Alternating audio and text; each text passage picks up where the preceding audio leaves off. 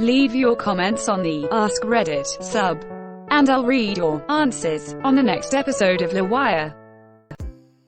What teen movie is the epitome of the older I get, the more I agree with the adult? Lilo and Stitch. My opinion of Nanny changed entirely. Well, I don't think we were ever supposed to hate Nanny. I don't think we were even supposed to dislike her.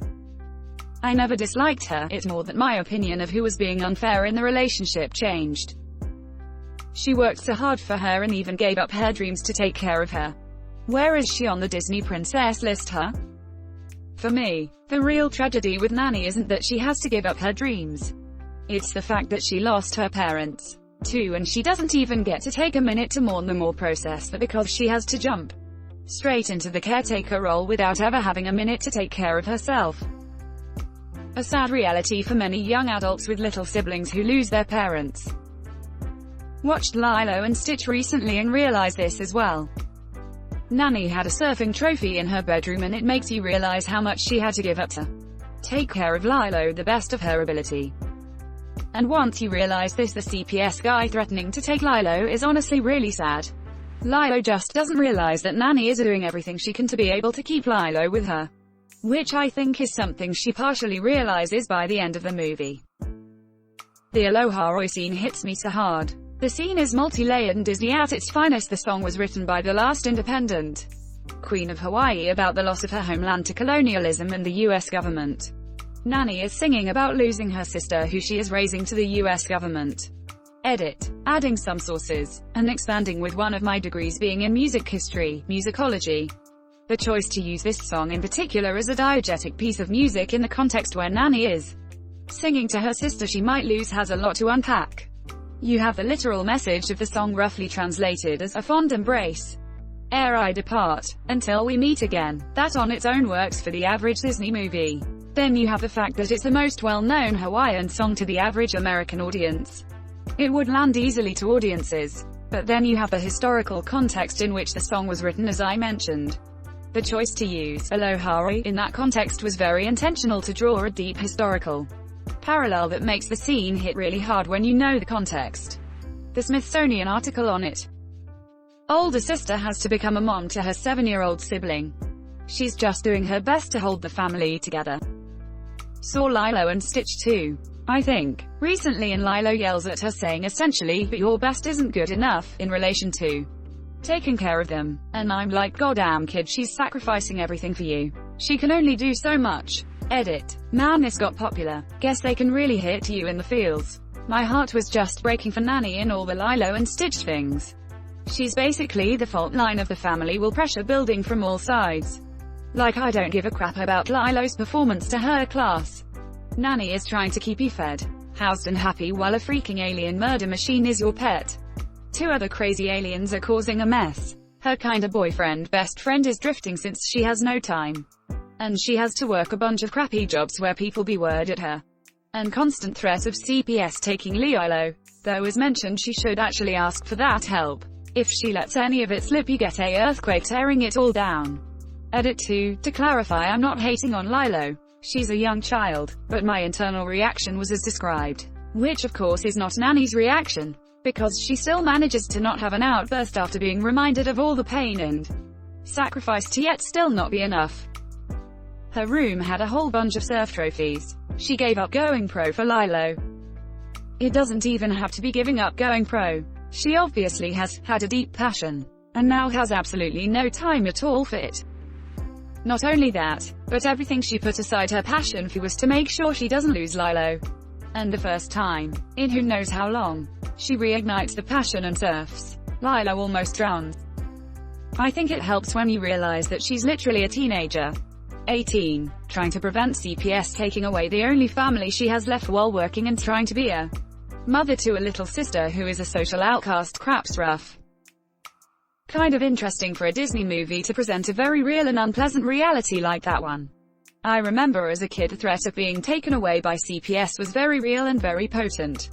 And the surrealism of seeing it reflected back in an age-appropriate children's fantasy movie.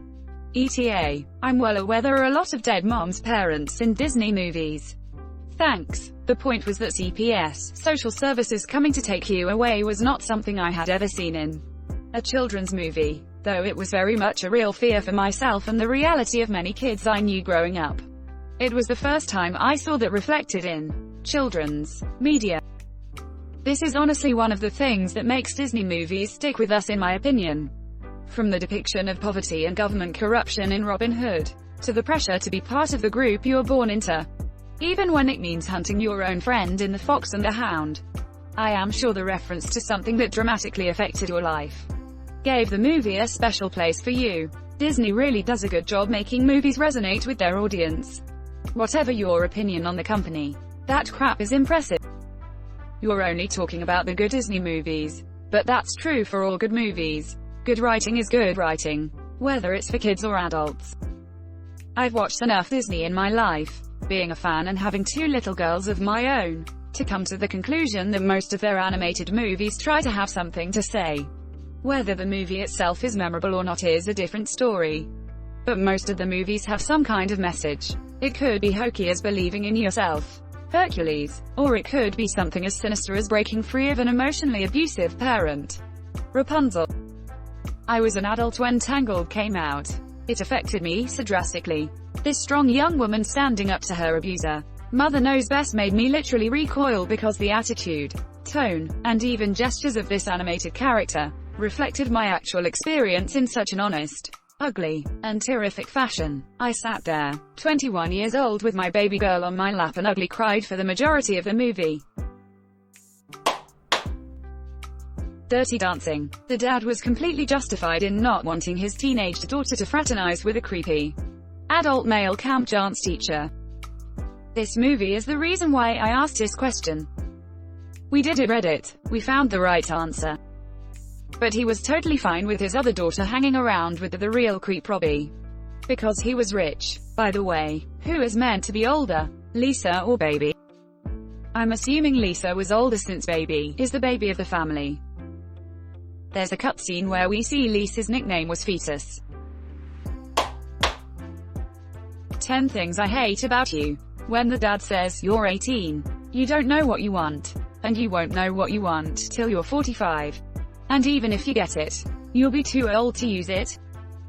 Those are damn Dawson's River kids, sleeping in each other's beds and whatnot. It gets funnier, sadder, and more relatable with every passing year. At the start you think he's over the top and nuts.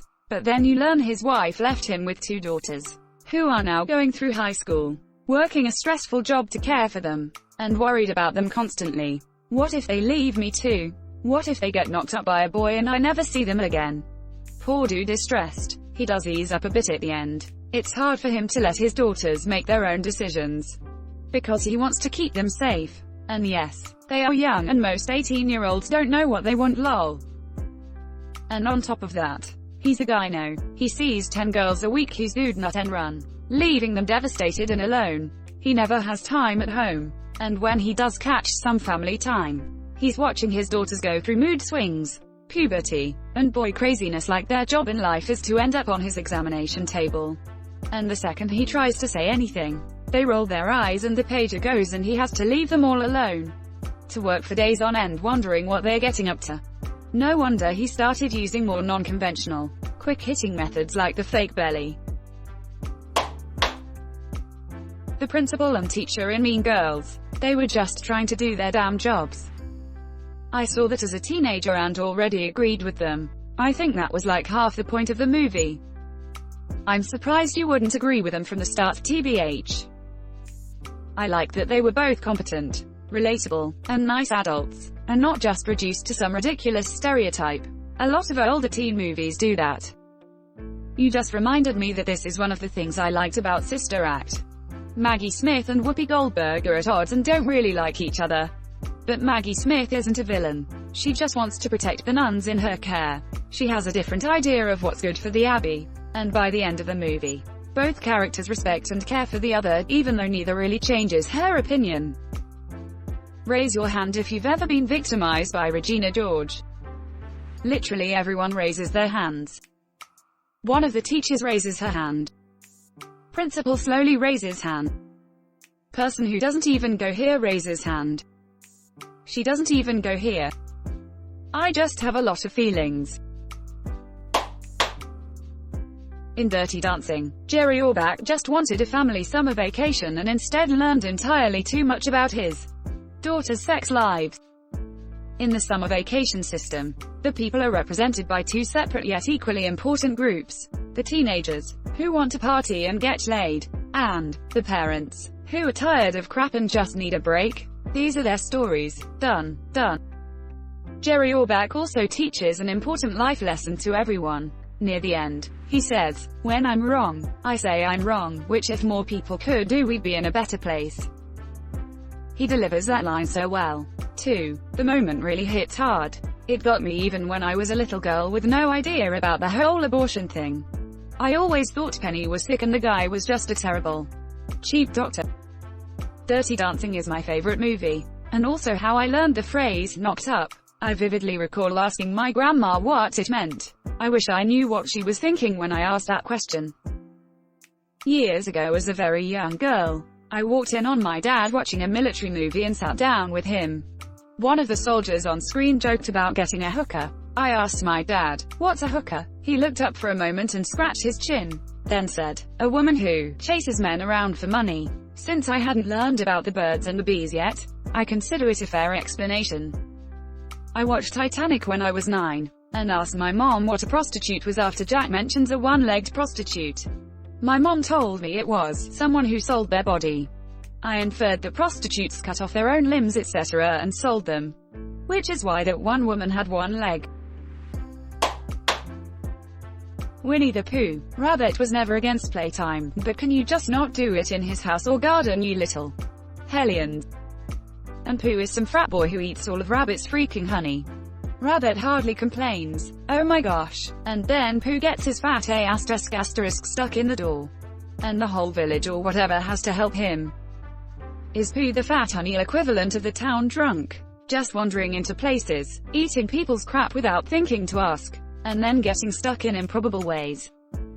I watched that recently with my 2 + 1/2-year-old son and was horrified that the animals actually can't get Pooh out. Instead they have to wait for Pooh to thin down. All the while Rabbit has to look at Pooh's fat butt stuck in the wall. And if you want to get darker, and assume that even though Pooh is a stuffed toy bear, he eats and therefore also craps, Rabbit would have to catch Pooh's craps in a chamber pot or something for that time. If I lived in the 100-acre wood, I'd be done with Pooh after that. You mean he has to catch the poo-poo? Mr. Mosby from Sweet Life Dude's got it rough. He's just trying to run a hotel but these kids are hell-bent on sabotaging everything. And to make matters worse they live there so it's daily occurrence edit. These comments have kick-started my nostalgia. It's time to rewatch the show. Growing up, I saw Mr. Mosby as an antagonist in my adult life. I've come to realize he was probably the only sane person on that show.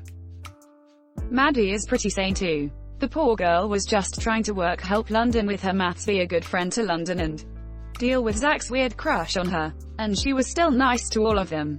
Give the poor girl a holiday. I raised my 2 daughters on Nick and Disney shows so I never saw them as a kid. Almost all of the adults are just trying to do their jobs and live their lives. But these freaking kids are a giant pain in the butt. Took me a moment to realize you meant you never saw the shows as a kid and not that you never saw your kids. He was also made London's babysitter for so many years. Don't think that's what he imagined when he started working there. He also becomes a sort of father figure to her since her parents are pretty absent. And I just love that relationship they have going on as time goes on. He even taught her to drive. To some extent, I can still hear London saying PRNDL to this day. Damn, Mr. Mosby had a tough job. One of my favorite lines ever I always reference, especially when talking to my brother, is "Would you like AM, OR, FMMM?" Quote. Sadly, the Wonder Years, I always couldn't believe the dad was real. With his pissed-off attitude from work. Now I understand. Thanks for watching LWIAR. The best of recent r/AskReddit submissions and comments. If you like this video, check out LWIAR too. And don't forget to like and subscribe.